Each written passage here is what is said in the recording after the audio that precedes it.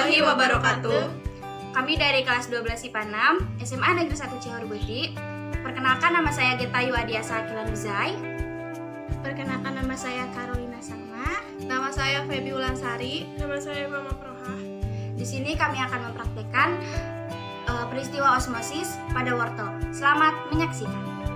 Sebelum kita lanjut ke praktikum osmosis, yang pertama ada teori dasar dari praktikum ini.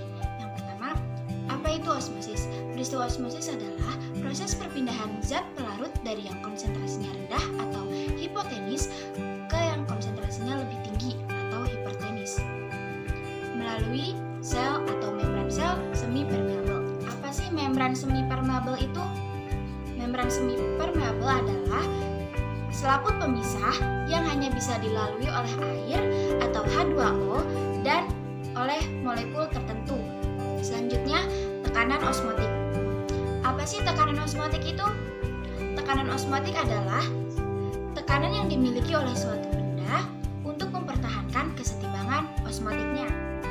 Selanjutnya kita masuk ke poin tujuan dari dilaksanakannya praktikum ini.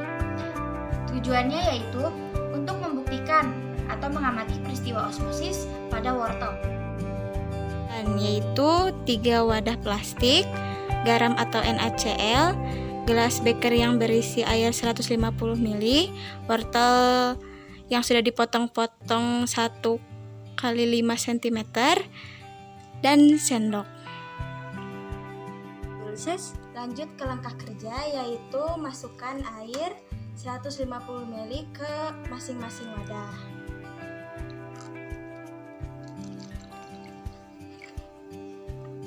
Tambahkan 2 sendok makan garam ke salah satu wadah untuk membuat larutan NaCl.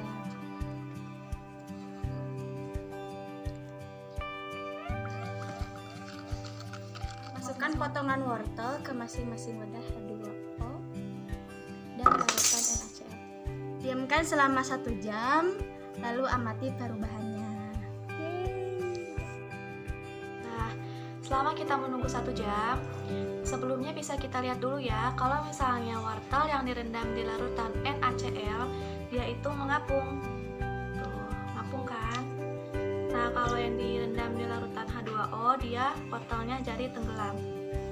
Kira-kira apa aja sih perubahannya selama 1 jam itu?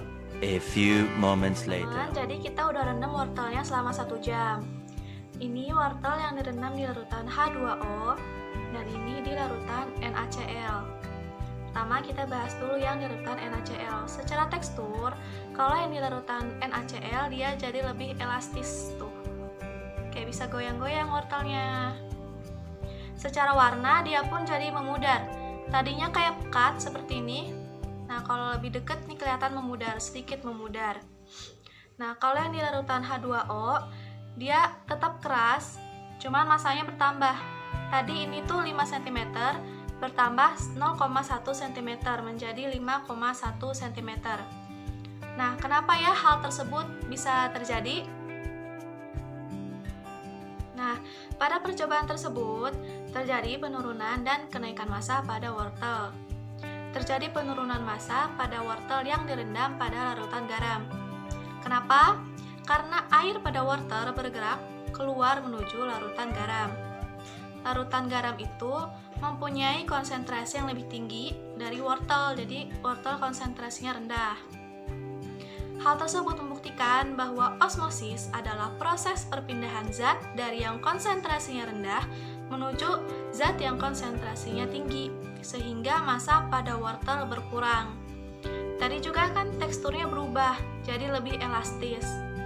Sedangkan pada wortel yang direndam pada air biasa atau H2O, masanya akan bertambah.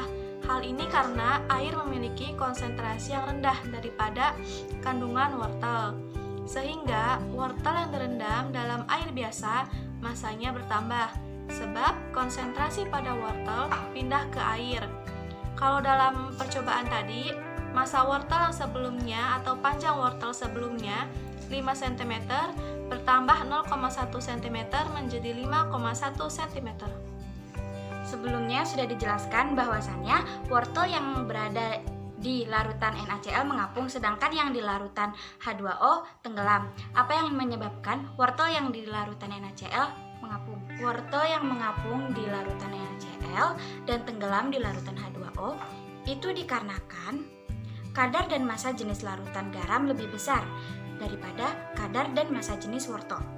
Sedangkan kadar dan massa jenis H2O itu lebih kecil daripada massa jenis dari wortel, sehingga wortel tenggelam.